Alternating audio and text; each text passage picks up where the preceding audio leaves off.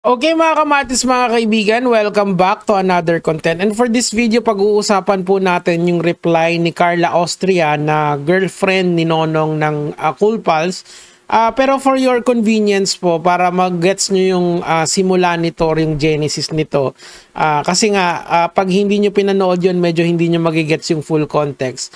Please po, panoorin nyo yung isang video that is down below. So, simulan na natin yung storya. Si Nonong po kasi ay member po siya ng Cool Pals. Now, si Kuya Jobert naman, alam naman natin yan, sikat na internet personality yan. And meron silang working relationship from before kasi nag-guest si Kuya Jobert sa mga podcast ng Cool Pals. And very welcoming naman yung comedy community, yung stand-up comedy community kay Kuya Jobert. Now, nagkaroon ng gig or nagkaroon dapat ng gig si Kuya Jobert at saka si Nonong sa Canada. Kasi di ba alam natin na ang base na ngayon ni Kuya Jobert ay sa Canada. Kaso nga lang, one thing led to another na hindi kaaya-aya, and that is the story of our video for today.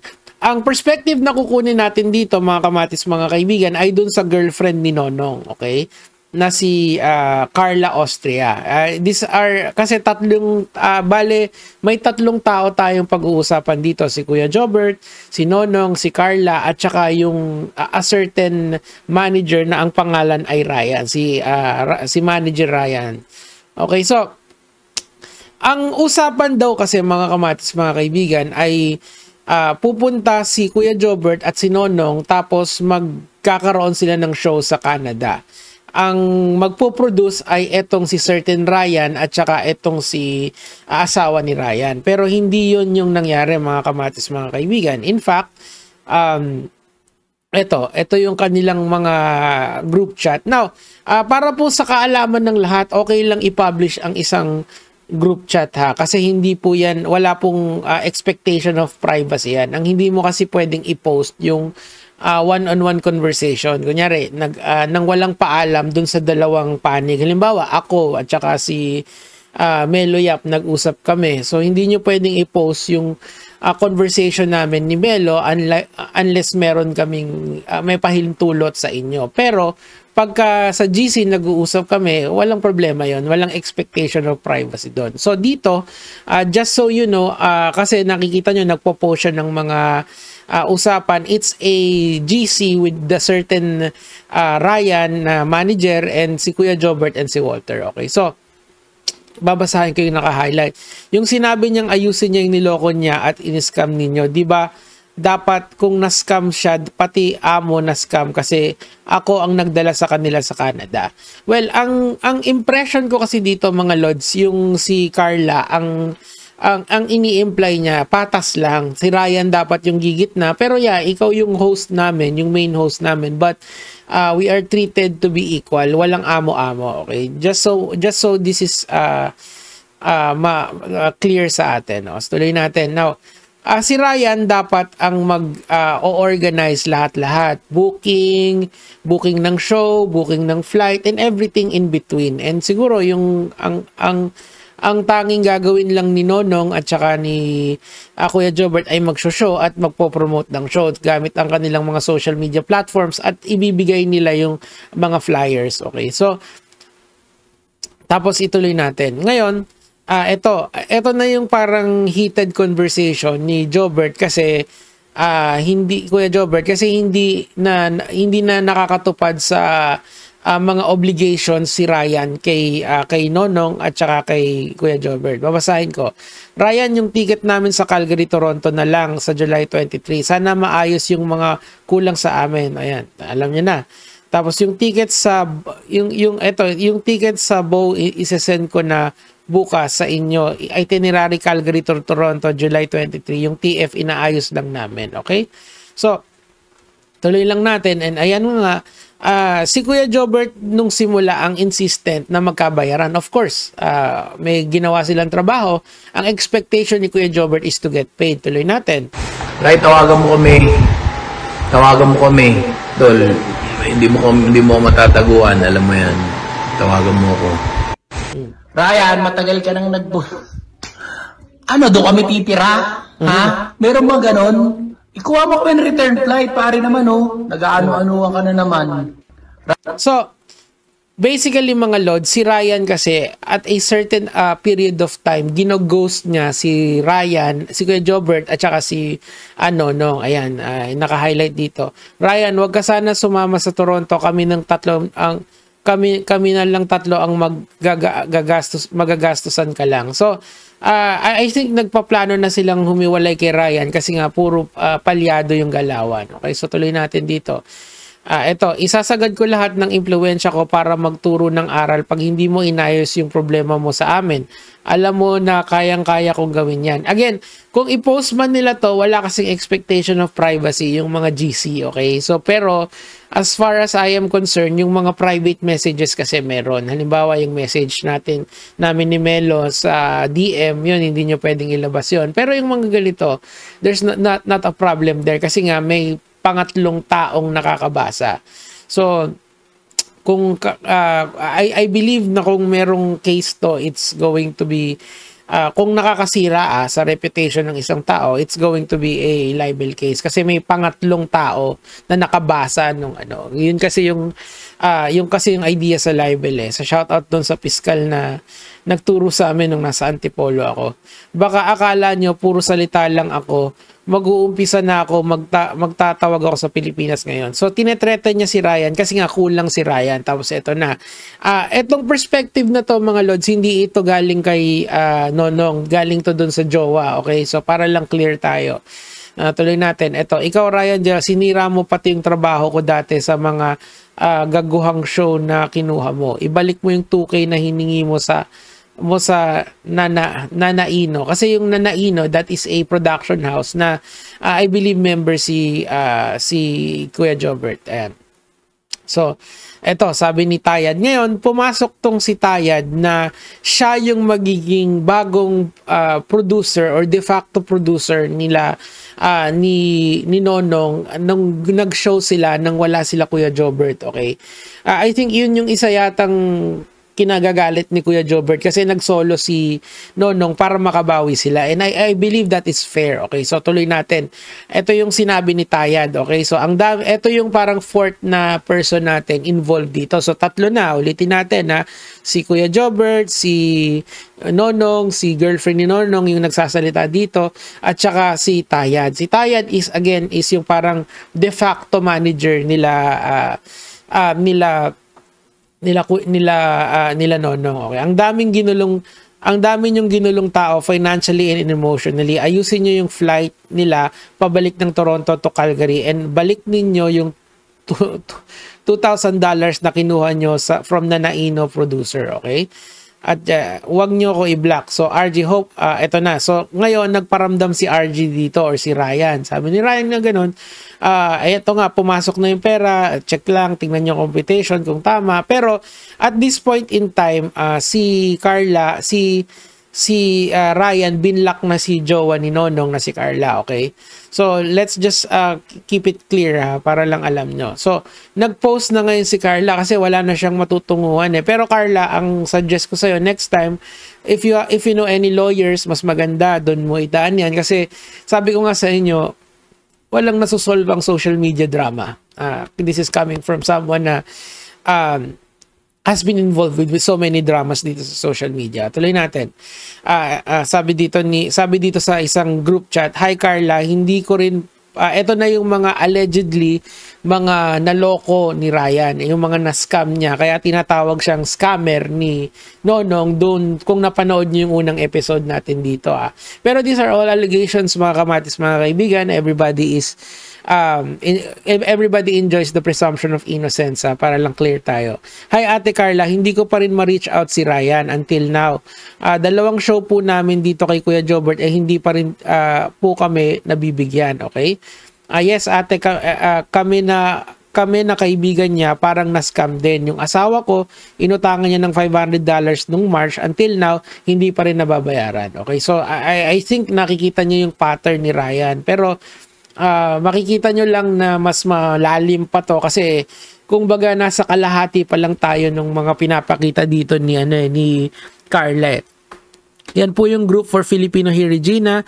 Yes, hinahanap ko rin si Ryan and Daisy. Si Daisy, yan yung asawa ni Ryan. Pero, kumbaga, yung main person with na interest dito ay si Ryan, hindi masyadong si Daisy. Pero, basahin natin. Yes po, one of my friend po is 25k yung nakuha niya. See? So, meron pattern of behavior kasi na pinopoint out dito si Carla na nagtataka sila bakit parang ang pinariringgan naman ni Nonong ay yung producer pero si Kuya Jobert yung umaalma. So, what's the deal? Okay. And sinasabi ni, mamaya makikita nyo na todo-todo yung tanggol ni Kuya Jobert dito kay Ryan in a sense na kayo na lang ang mag-decide dyan sa baba kung ano yung sa take nyo. Pero kasi I don't want to be biased here as much as possible kasi I want to hear both sides of the story. Narinig na natin yung kay Nonong, kay Carla at saka Kuya Jobert. So I would like to an integration siguro dito towards the end of the video. Hello po, nag-take po kayo ng action para kay Ryan Apron. May utang din po kasi yan sa partner ko, malaki din. See? Nakikita niyo yung pattern there. Talaga Regina, taga Regina po ba kayo? Nag-invest din po kayo yung investment niya is sa Pinas around 20k US dollar down. Laki niyan pare, almost 1 million yan. So, yung mga allegedly na scam po nung Ryan ay nandito sa community na to. Hindi ko na check yan but same lang naman yung pattern of behavior na pinopoint out dito ni Carla. Okay, tuloy natin. Medyo mahaba ito pero ang sinasabi lang dito yun nga meron talagang something dito sa Ryan na to. Yan kasi yung dinidiin ni Carla dito sa kanyang mga post. Ito unsent. Dapat nga ako yung nagwawala ng todo at humahabol sa'yo ng todo ngayon proof kasi nga nag-delete siya kasi nga naiba yung position bigla ni Kuya Jobert. Okay. Isa pa, wala akong nanloko walang nanloko sa kanyang promoter dito katulad ng sinasabi sa dalawang podcast. Ito na nga, ito yung tanggol mode ni Kuya Jobert dito sa certain Ryan na to. Whatever is happening between them, hindi ko alam. Ayoko mag-speculate kasi it would be unfair to the two parties. Kasi alam nyo naman, nag-guest na ako sa podcast ng Cool Pals and si Kuya Jobert naman din ay nakausap ko na yan sa Facebook at least. And ayoko na maging bias sa kanilang dalawa. Kung bakit yan yung side niya, yan ang kailangan natin sigurong suriin ng mabuti. So far, evidence-wise, si Carla pa lang yung nagpe-present. Ngayon, of course, siguro, since naglabas ng screenshot si Carla, meron kayang screenshot din si Kuya Jobert, di ba? So, I think it's best na gawin yan. Ito, mas maganda ayusin mo din yung comment mo, timing mo sa post, hindi kailangan ang papansin para makilala sa buhay. Ayan, nakapila pa lang sa ABS yan, nagpapapicture na sa akin yan. Okay, so medyo personal attacks na yan kasi nga at this point in time kasi because of the popularity of stand-up comedians, popular na naman din si Nonong. Okay, tuloy natin dito. Paano ka nag-produce? Mas mabuti humarap ka online. Hindi ko alam kung bakit kailangan pa ni Kuya Jobert ng confrontation kasi nga nasa Canada siya. So, anong gusto niya? Parang ingay lang to So, ito yung pinapakita dito ni Carla na ito. Babasahin ko na lang yung subtext dito. Yes, nag-produce kami ng 2 show sa Calgary bilang pambawi sa pambayad ng cancel shows. Ayun. Ito. At this point, wala kaming tatlo ni Kuya Jobert with the help of Ate Tiad. Yan yung nag-ayos at nag-coordination ng shows moving forward. Yun yung kinukwento ko sa inyo na itong si Ate Tiad na to, siya yung naging parang de facto producer or organizer siguro yung best word for that na tumulong sa kanila. Tuloy natin. Now, ito medyo about sa pagwiwid Siguro wag na nating i-cover yan kasi it's just the parang nagpaparinigan na lang sila diyan Pero hindi ako nagbibiro. First nung pumunta ako ron. Parang ang sinasabi kasi ni Kuya Jobert dito, nagmariwana lang daw. Well, legal naman ang marijuana doon. I mean, wala namang masama na kung may alam mo yun, just like what I've been saying. Just in moderation, ayan. Pag kaya mong umarap sa akin, na puro ganyan na lang yata yung sinasabi ni ni Kuya Jobert dun kay Nonong Ayan. So, eto na yung visa application. Ayan. So, dito, parang ito yung simula Okay pa sila dito Pero, ayan na. Nagsimula na magparinig kasi si Kuya Jobert siguro, mas maganda basahin natin. Pag sila yung kumakana ng mga religious group, okay lang, tuwang-tuwa sila. Pag yung mali ng kasama nila ang tinitira, galit na galit. Kulto nga talaga. Tapos bait-bait pag delikado na sila. See, this is why. Actually mga Lods, sabihin ko lang sa inyo kasi yung isa nating kasamahan sa group namin, sa GC namin, actually siya, premium member siya ng Cool Pals. Meron silang episode doon. I do believe na parang sinagot nila yan pero abangan nyo na lang, hindi ko alam kung i-air pa nila. Pero ngayon kasi lumalala na yung problema kung ako kay Carla, last na sana to. So sinasabi ko yan paulit-ulit, walang naaayos sa social media. Lalo lang lumalala yan pag nagpo-post kayo. Sa habulan may tinatawag na give chance to run. So hayaan mo nang tumakbo at mag-enjoy tapos huli makukulong na. Ayan, mukhang may legal grounds ba si Kuya Jobert dito? I'm not sure. Naghahanap kami ng pwedeng ma-interview sa amin, harapan online, tapos dun kayo mag-comment after sa live harapan. Gika, Nonong.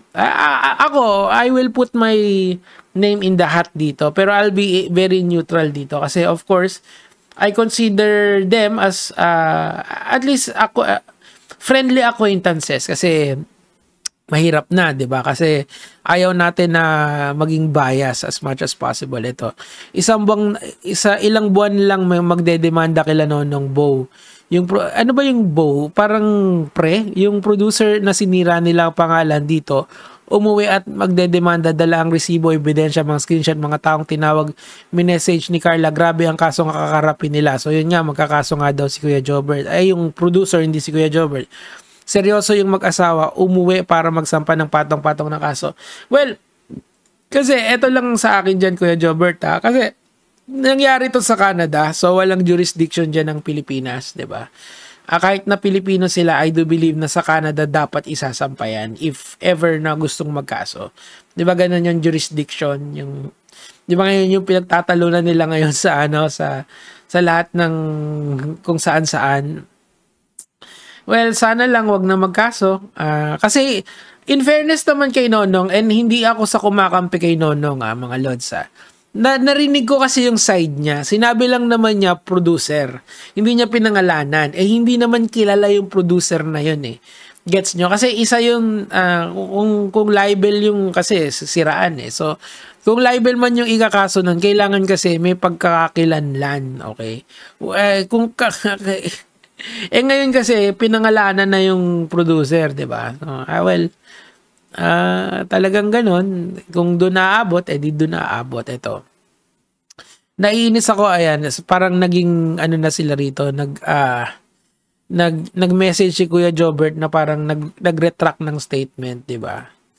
Ang akin lang, I hope, lagi ko namang sinasabi na cooler heads prevail, but kapopost lang kasi ni Carla to 2 days ago and nagkakaroon na siya ng traction. And hopefully, I will hope for the best para dito sa mga to. They are really, really funny people, mga kamatis, mga kaibigan. And it's, ako, personally, I get hurt pag nakikita ko na yung mga comedy na tao ay nagkaaway-away over money, di ba? Anyway, mga kamads, mga kaibigan, yun lang naman po yung sa akin for today. Abangan natin ang susunod na kabanata dito. Yun lang naman po ang sa akin. Gagay mga Lods.